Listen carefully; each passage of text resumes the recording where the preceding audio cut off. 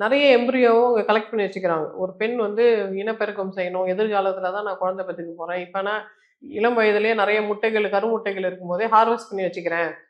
Sometimes நாங்க இப்ப பிஸியா இருக்கோம். நாங்க வேற ஊர்ல இருக்கோம். நாங்க வந்து குழந்தைய அந்த இம்ப்ளான்ட் பண்ண முடியாது.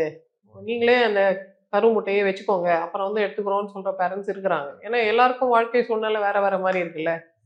அதோட அடுத்த நீட்சியா என்ன நடக்குதுன்னா, அந்த எம்பிரியோவே ஸ்கேன் பண்ணி, அதோட ஜெனடிக் கோடு ஏன்னா வெளியில தானே இருக்கு எம்பிரியோ. அதுல ஜெனடிக் கோடு எடுக்கிறது ஈஸி இல்ல. அத லேப்ல வச்சு பார்த்து, எந்த ஜீன் உங்களுக்கு வேணும்? என்ன மாரி கண்ணு வேணும்? என்ன மாரி மூக்கு வேணும்? என்ன மாரி அறிவுத்திறன் வேணும்? இப்பயே சூஸ் பண்ணிக்கலாம்னு சொல்ற மாரி டிசைனர் சில்ட்ரன் உருவாக்குற டெக்னாலஜி ரொம்ப வேகமா வளர்ந்துட்டு இருக்கு. ம். இதுக்கு இன்னொரு ஆங்கிள் நாங்க இல்ல அது சொல்லுவோம். திறமைகளும் சேர்ந்ததா? திறமைகள நம்ம முன்கூட்டியே பிரெடிக்ட் பண்ண முடியாதுல்ல. திறமை வந்து பார்த்து கண்டுபிடிக்கிறது இல்ல. வளரும்போது உருவாறது தானே! அது கண்டுபிடிக்க முடியாது. ஆனா, அந்த பிசிக்கல் அப்பியரன்ஸ் அவங்களால சொல்ல முடியுதுன்னு சொல்றாங்க. அது கூட கெஸ்ஸா தான் இருக்கும். அவ்வளோ துல்லியமாலாம் சொல்ல முடியாது. பட் அது ஒரு இண்டஸ்ட்ரி ஆகும்போது, அது ஒரு பிசினஸ் ஆகும்போது அப்படியே மிகையா தானே சொல்லி அடிச்சு விடுவாங்கல்ல. அப்படி அடிச்சு விடுவாங்கன்னு நெனைக்கிறேன் நானு. பட் இது வந்து இன்னொரு கொஸ்டின் வருது. இப்ப there is something called eugenics. யூஜெனிக்ஸ்னா இந்த மாரி மரபணு மட்டும் தான் பரவணும். இந்த மாரி மரபணு பரவக்கூடாது அப்படின்னு ஒருத்தர் முடிவு பண்றது. ஹிட்லர் காலத்துல நடந்த ஒரு தப்பான விஷயம்னு ஹிட்லர் பண்ண பெரிய தவறுகளே ரொம்ப மிகப்பெரிய மனித உரிமை மீறல் என்ன சொல்லணும்னா, இவங்க மரபணு பரவக்கூடாது.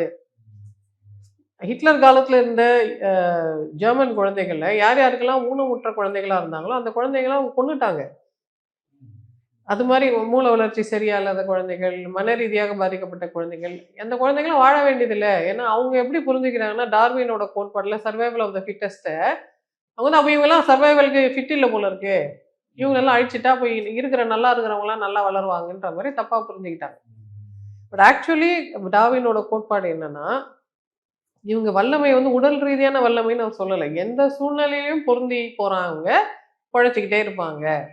ஒரு எம்பிரியோ 20ல ஒரு எம்பிரியோவ நீங்க எடுக்குறீங்கன்னா, 19 எம்பிரியோவ அழிக்கிறீங்கல்ல.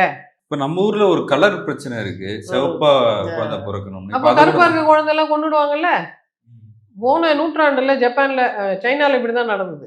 அங்க ஒரு குழந்தை தான் பெத்துக்கலான்னா, எல்லாம் ஆண் குழந்தையா பெத்து வச்சிருக்காங்க. இப்ப அங்க பெண் குழந்தைகளே இல்ல. இப்ப சைனாக்காரங்கலாம் இப்ப ரொம்ப ஃபீல் பண்றாங்க. ஐயோ! தப்பு பண்ணிட்டோம். நம்ம ஒரு குழந்தை பாலிசி நம்ம வச்சிருந்திருக்க கூடாது. இப்ப ஜனத்தொகையே ஏடா கூடமா இருக்கு. இனிமே சைனீஸ் குழந்தையே பொறக்காது. ஏன்னா எல்லாம் அவங்க அம்மாக்கள் வெளியூர் அம்மாக்களுக்கு தான் குழந்தை பொறக்கும். அப்ப இந்த மாரி தவறுகள் நம்ம ரொம்ப புத்திசாலித்தனமா செய்றதா நினைச்சுட்டு ஏடா கூடங்கள் நெறைய செய்வோம். அதுக்கு சயின்ஸ தப்பா பயன்படுத்திக்க கூடாது. மனிதர்களும் இத பத்தி ஒரு பரந்த மனப்பான்மை யோசிக்கணுமே தவிர, எனக்கு ப்ளூ கலர் கண்ணு இருக்கிற குழந்தை தான் வேணும்னு கேட்கறது எவ்வளோ அபத்தமானது. குழந்தை என்ன உங்களுக்கு கேக் மாரியா? ஃப்ளேவர் இந்த ஃப்ளேவர் இந்த கலர்ல வேணும்னா கேட்கக்கூடாது. அது உயிர் இல்லையா?